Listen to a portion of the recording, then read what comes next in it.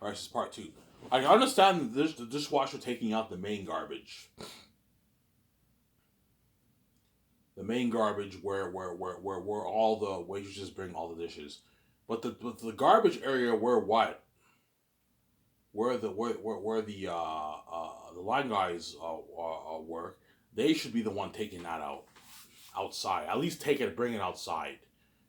But sometimes they do it obviously, but sometimes they don't. Sometimes they make me do it because they're lazy, and they always make me take out the oil. Ivan, can you take out the oil, please? While they're cleaning, I'm like, it takes 20 seconds to take the oil and bring it outside. Why are you making me do it? It takes you what 7 seconds to call me and have me come. Those 7 seconds you could have used to take the oil out, but you don't want to do it because you're lazy. Always make me do it when they can do it themselves. Fucking lazy people, yeah, man. Don't hate me, guys. I'm saying.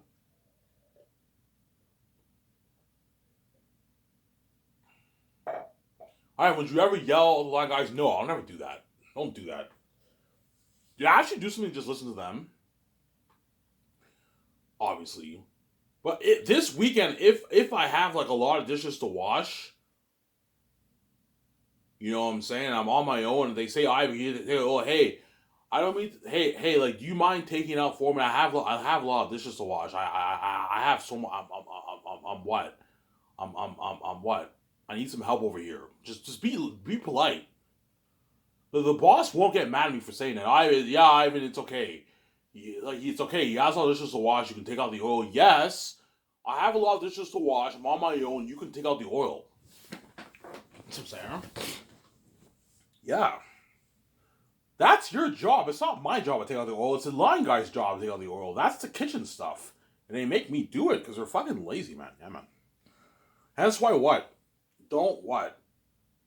Don't let the line guys take advantage of you dishwashers when they work at the ones who work at Sky Source. Whereas all the truth is, all you dishwashers who work at restaurants, be prepared for the line guys and the boss to take advantage of you. You're their bitch, man. They're gonna make you do everything. They make dishwashers do everything. They don't appreciate the fucking work we do, man. Dishwashing is the toughest job in a fucking restaurant. It's the hardest job. It's the most tiring job. It's the most work. So after doing all that work, you still make us do all this other stuff for you because they're fucking lazy, man. All you guys do is cook food. You make food, which is slack. A lot of work, but it's nothing compared to washing dishes. And you still make us take out all the fucking oil, take out all the fucking garbage and cardboard because they're fucking lazy when they can do it themselves. Ivan, you believe the dishwasher should take out all the garbage and the cardboard? I think they should take out some of it, but I think the line guy should help them out a little bit. You know what I'm saying? While on weekends, before I talk about SkySource here, I'll talk about the transformation topic in my third part. While I'm mopping the fucking restaurant on a weekend, the whole fucking restaurant, none of the line guys can even take out one garbage because they're fucking lazy, man. They're lazy as fuck. You know what I'm saying? Yeah, Ivy, that line guy's like, I've prepared a mop for you outside. I'm like, okay, if I'm gonna mop the restaurant for you when you can do it yourself, can you at least help me out and take out some of the garbage and the cardboard too while on your way out? Each of you guys, when you leave your car, you can take out one garbage on your way out. 2, 3 cardboards for me, and you don't do that. I go outside, I see like 6, 7 garbage bags, 8 garbage bags. I see a bunch of fucking cardboard. I'm like, these guys are fucking lazy, man. Lazy fucking people, yeah, man. Lazy fucking people. Obviously. Ivan is a boss lazy. He's lazy, but he's the boss. He's paying me. He owns the restaurant. For him, it's okay because he's paying me. So when he tells me to do all that stuff, I don't mind because he's paying me. He's paying me to work for him. He owns the place. He can do whatever the fuck he wants. He's a boss. Whereas the line guys, they can tick me off a little bit because they're not the boss. They don't pay me. And if they fucking take advantage of me, man. You know what I'm saying? Me and the other dishwasher. Because they're fucking lazy people, yeah, man. You know what I'm saying? Because this weekend I'm on my own, which I'm not excited for. It's gonna be busy as fuck. I'm on my own this weekend, man, which means it's gonna be tiring for me. Obviously. Ivan, even when you're on your own, do what? Do the line guys make you do all this stuff? Yes, they don't care, man. They're lazy, man. Even when I'm on my own, Ivan, can you take out all these garbages? Can you take out the oil? I'm like, are you fucking kidding me? Like, I have to wash all these fucking dishes. You can't take out the oil? Come on, man. Stop being lazy. See what I'm saying? Yeah. I hope to God I don't mop on Sunday. If it's not that busy, I don't mind mopping. But if it's really busy, whereby I have like a shitload of dishes to wash, I hope to God that what that they don't make me mop the restaurant, man. Honestly, otherwise I'll be fucking pissed off. Are you fucking kidding me? I have to wash all these dishes. Yeah, obviously. Sarah. Hence why. So Ivan, yeah, I've been there. I know what it's like to get taken advantage of when I'm at work. Don't let what? Don't let the line guys take advantage of dishwashers. Sarah. Don't let them take advantage of you. Sarah. But at the same time, don't what? Yeah, obviously. And don't let your team take advantage of you, Ivan. When they use your business cards, they have to leave it in the safe after they're done work. They can't bring it with them home. I trust you, but I don't trust you that much. Just like you wouldn't, just like you don't trust me either. If what, if I brought your business card, you wouldn't trust me either. So Sarah, yeah, we'll see. Perfect example of that story is that NFL running back who got drafted. Trent Richardson was his name, I believe, right? Is that his name? Yeah, Trent Richardson. He was drafted to the Browns. He was a bust, obviously, and then he what? He was able to go to the CFL, which is good for him. CFL's not the NFL, but he was able to get signed by the Saskatchewan Roughriders. They picked him up as a free agent, and he was supposed to be their star running back for the Saskatchewan Roughriders. He was killing the league. He was doing really, really good. I remember that. This is back in like 2015, I think, 2016 or something like that. He came in the CFL. He was doing really good. I saw him on TV. He was Trent Richardson. Yeah, you know what I'm saying? Yeah, he came from the Browns. He played in the NFL for the Browns. First round draft for the Browns. I remember that. And he was doing really good in the CFL. And he was supposed to be the Saskatchewan Roughriders star running back. And they offered him a big deal. A big deal in CFL standards, right? Like a $200,000 deal they offered him. He was supposed to be their star runner, which is a lot of money, but it's not the kind of money the NFL pays, obviously. But in the CFL, if you make $200K, you're a star player. That's a lot of money. You're a rich person, I told you, but you're not a millionaire. You're an upper class person, obviously. They offered him a lot of money. He was supposed to be the star running back for the Saskatchewan Roughriders, obviously. And he had passport problems, and it didn't work out. Sad story for that guy. So it didn't work out for him in the NFL. It didn't work out for him in the CFL. You know what I'm saying? Because I'm gonna keep saying this. Don't hate me. Don't hate me. What? All you NFL players and who live in America, all you American football players or NFL players who are in the NFL, who all you American players who have dreams of playing in the NFL who didn't make it in the NFL, or you were in the NFL but it didn't work out for you. You were a bust. You're a draft pick. You're a bust. You're a free agent. You're a bust. Obviously, if you get signed in CFL and you're a starter player, you're still successful. That's still a success. I'm saying. As if you make 200K, 250K, 300K, you're successful. You're not as successful as an NFL star, but you're still successful if you're a CFL star. See that as a win. You're still successful. As CFL is an amazing league. It's almost as good as the NFL. NFL is better, obviously, but it's almost as good as the NFL. It's the second biggest league in the world, football league in the world. It's still successful. So I'm saying. So if Trent Richardson went to the CFL, he still would have been successful had he been their star running back. That's a success story. Yes, you didn't make it in the NFL, but at least you went to the CFL and you were a CFL star. You're still successful. It's still success. Yes, your dream is to be in the NFL, but if you make it in the CFL, it's still success. And if you're a star player. If you're not a star player, then, I mean, yeah. But it's a sad story for him, man. He had like $1 million in his card, and around there, and he trusts his friends and family with his money. He blew all his money. That's why you you trust your employees. Trust your employees. You have to trust your employees. If you don't trust your employees, that means they will lose respect for you. You have to trust your team, obviously, but don't get too comfortable around them. Whereby they now have access to your business card at home, and they put in their wallet. Don't be that stupid. Otherwise, they can blow some of your money. Because when it comes to money, the world we live in is crazy. Sometimes, like Trent Richardson trusted his family and friends with his money. They blew all his money. He was really pissed off. He was like, "What the fuck, man?" Yeah, he was really, really pissed off. They blew all his money, man. How can you be that evil and blow $1 million of someone's money, man? His family blew all his money. That's fucking evil, man. I would never do that. You know what I'm saying? Yeah. All right, how much money would you blow if someone gave you $1.5 million of his money? I'd blow maybe 5-10 grand of his money, and I would give him back the car. Look, man, to prevent me from touching more of your money, here's your car. I don't want any more of your money, man. I don't want to blow like all your. I'm not gonna. I don't want to blow like 50, 100K of your money. They blew $1 million of all his money, man. Fucking crazy story. Oh yeah, man.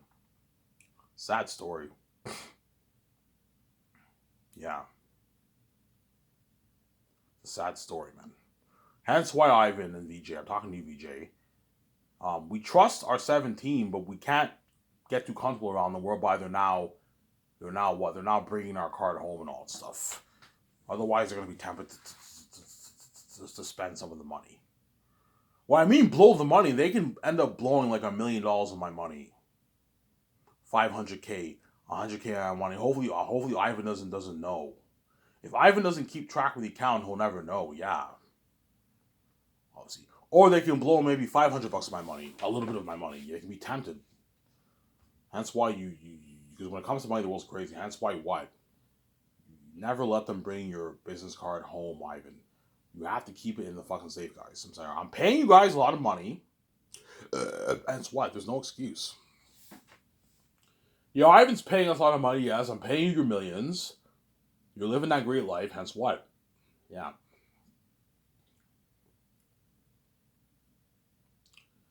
There you go, right? Yeah. After this, I'm going to work on the lawn. Hopefully my stepmother can give me maybe $20. Because I don't want to transfer any more money from my savings. I want to have $1,200 saved. Obviously. Give me a sec, guys. I got to use the bathroom. I'll be back in a sec. Don't hate me for a sec.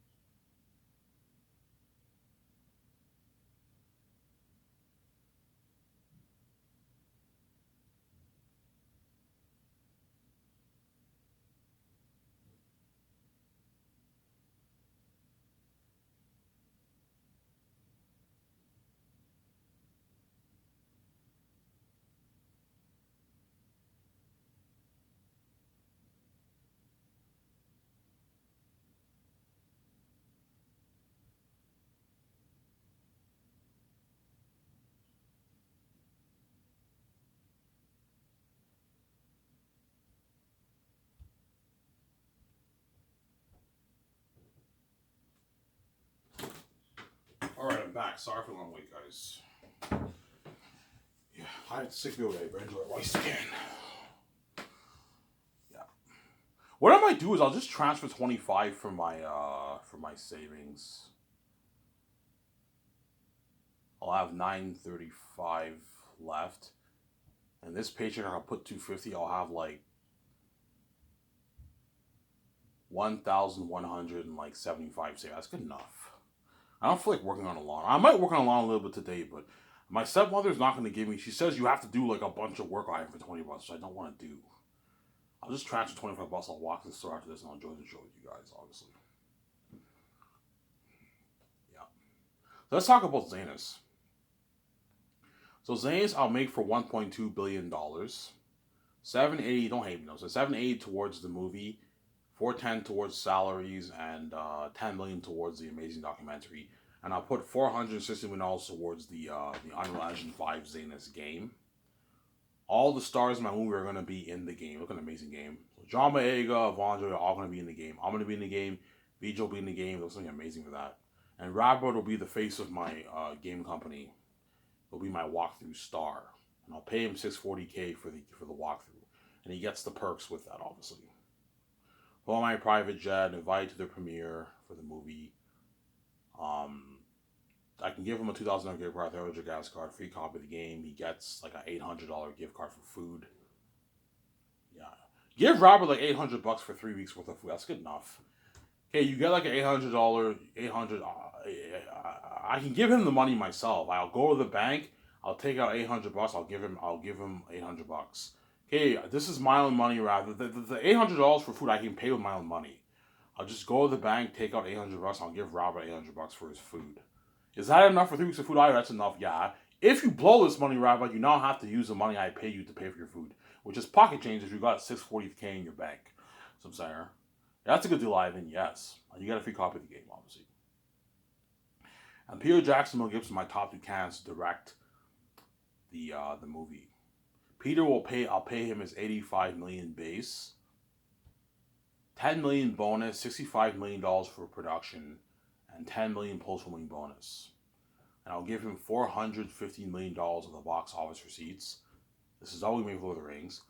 And $80 million in merch receipts. I went up with the game. No, agent. He's not getting squad of the game. Obviously, he's not involved in the game. I could give him maybe, I don't know, $10 million a game, but it's enough money. I'm not giving you a piece of the game, Peter.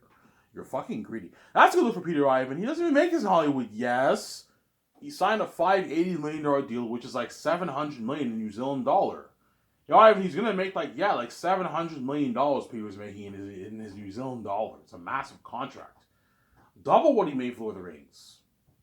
More than double, yeah.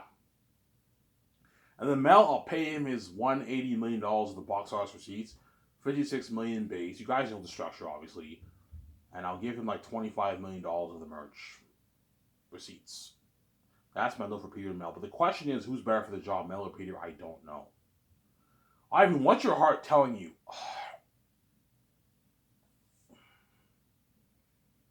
It's tough, man. It's fucking tough. Hence why you gotta have to compete, man. Because they're both really good. Yeah, man.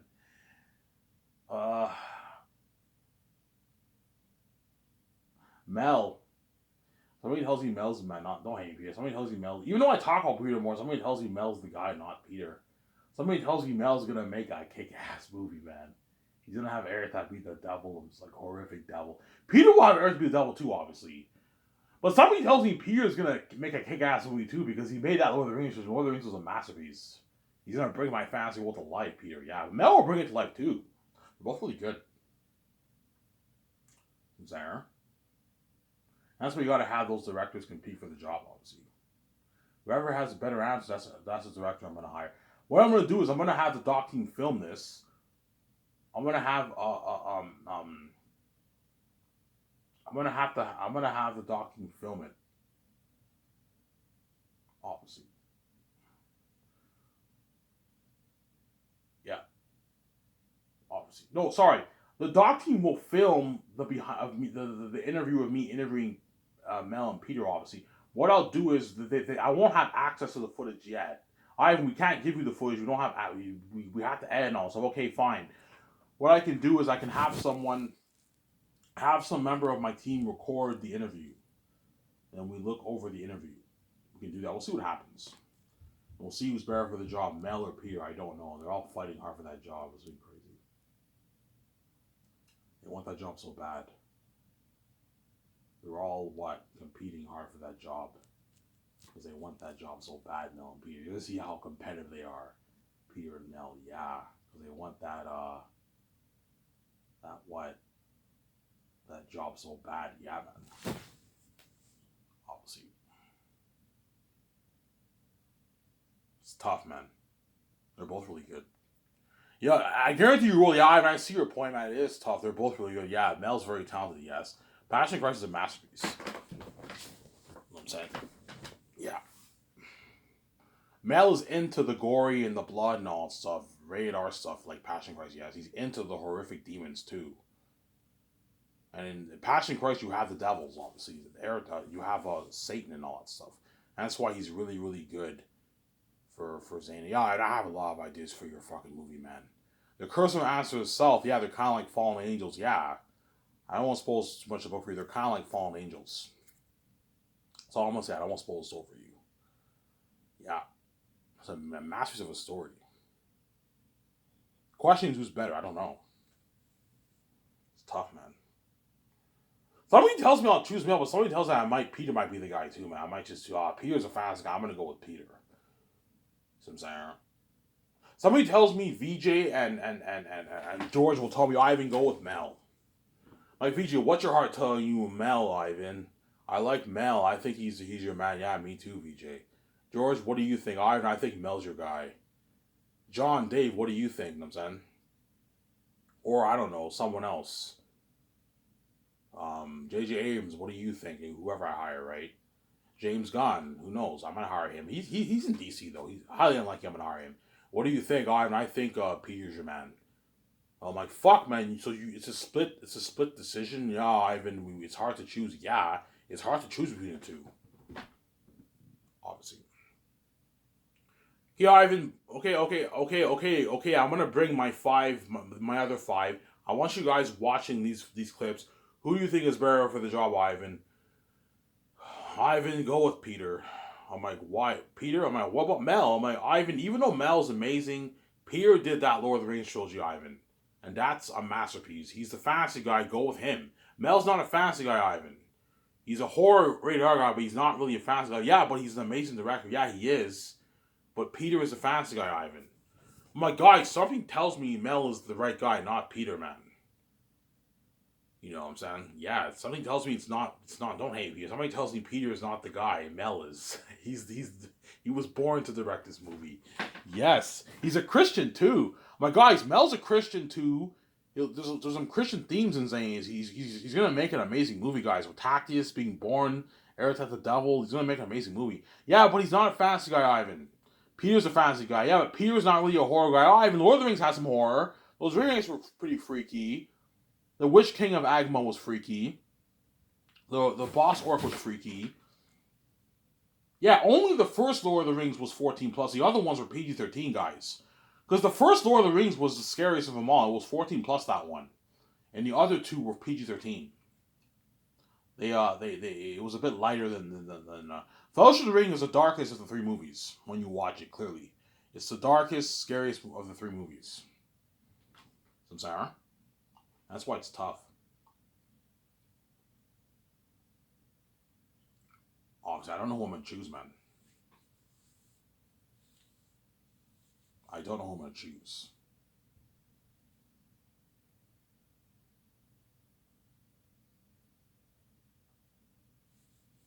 I don't know who I'm going to choose, guys. It's tough, man. It's fucking tough. Yeah, I see your point. Yeah, it's tough, guys. I don't know who I'm going to choose, man. Fuck, man. It's tough. Ivan, you're right. Yeah, my heart's telling me Mel, but my heart's also telling me Peter. Like they're both. It's just, my mind's split. Somebody tells me they're both really good. Obviously, it's tough, man. Some Sarah. I guarantee you guys say I'm crazy. Ivan, what the fuck is wrong with you? Choose Peter. Peter to Lord of the Rings. Yeah, he did, but Mel is more consistent than Peter. You see what I'm saying? Like, you look at all of Mel's movies he directs, they're all really good movies. The guy's a talented director. Apocalypto, Hacksaw Ridge, Braveheart, Passion of the Christ, all those four movies were really good movies. Whereas Peter, you look at his resume, Lord of the Rings was a masterpiece, like the best movie trilogy ever made in my opinion. The Hobbit was okay, it wasn't that great. King Kong was okay, it wasn't that great. It was pretty good. King Kong was pretty good. District 9 was pretty good. But you look at Peter's movies compared to Mel's movies they stand out more, they're better. But one of Peter's movies beats out all of Mel's movies. You see the what? The back and forth thing, yeah. That's why it's tough, obviously. I don't know who I'm gonna choose, man.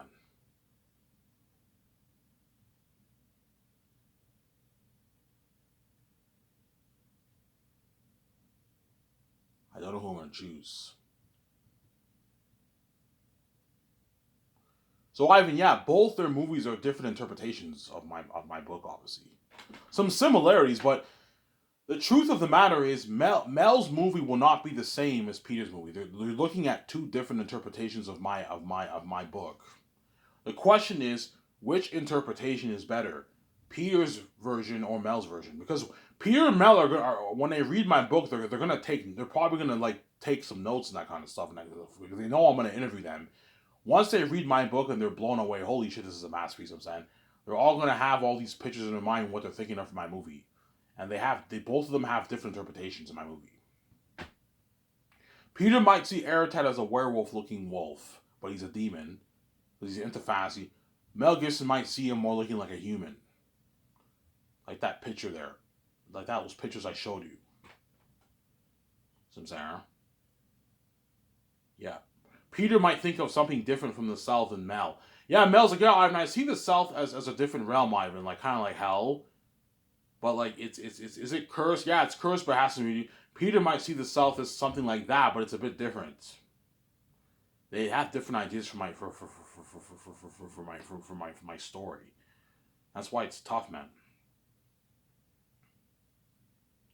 But I know Mel will push for an even scarier wolf than Peter, because Mel's into the horror and demonic stuff. Go watch Passion Christ was rated R, guys. Blood, everything, and you had the demons. Judas was possessed by the devils, yeah.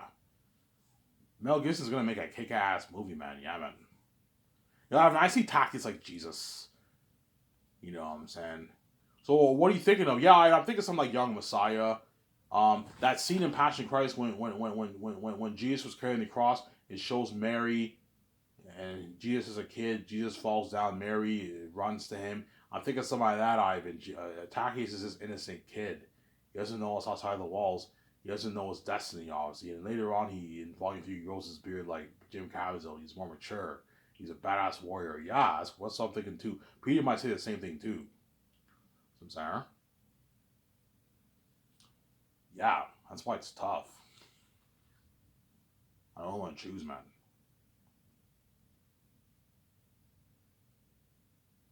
Ivan, what's your heart telling you, Mel? Sorry, Peter. Somebody tells you Mel's. I don't know. I choose Mel Gibson. Don't hate Peter Jackson, son. I choose Mel Gibson. I'm like, Mel, you're the guy. He's like, really, Ivan? I'm like, yeah, I'm choosing you. Somebody tells me you're gonna make the better movie than Peter. Don't hate Peter Jackson, son. Yeah, and I choose Mel Gibson. He ends up being the guy, my director, obviously. So you sign Mel, and you can have Barry Osborne and Guillermo del Toro. Hey Mel, what do you think of Guillermo del Toro as your assistant director? What do you think of him? Ivan, I think he's good. Yeah, I think Guillermo del Toro is good too. Have Guillermo del Toro be Mel's assistant director, and you sign Guillermo del Toro to his contract, Barry Osborne to his contract, and you can have the guy who helped Mel write Passion of the Christ, and what, and Braveheart to help me and Mel co-write the script. You can have him be the assistant producer too, and help Mel with his notes. Hey Mel, the guy who helped you write Passion Christ and Braveheart, you can have, and your Resurrection movie, We can have him. Yeah, I can bring him on board. Yeah, have him sign him to a nice deal. Have him be the assistant producer and help Mel with his notes and help us write the script. You can do that, obviously. So Sarah. Yeah, and I choose Mel over Peter. I mean, what's your heart tell you? My heart, even though my heart's with Peter too, somebody tells me Mel is the right man. He's born to direct that movie, not Peter. Somebody tells me Peter is because even though Peter is the fantasy guy, he's not a Christian. Peter is a secular guy, whereas Mel Gibson is a Catholic. He's a Christian, and so he'll have all these themes for Zanus. You know what I'm saying? And he'll have Eretat be like a horrific devil man, like something really really scary. Yeah, man. He's gonna make a kick-ass movie. But Peter will make an amazing movie too. But somebody tells me Mel will make a better movie than Peter, man. Because I think somebody tells me Mel will make a better movie than Peter. Yeah, show my comment here.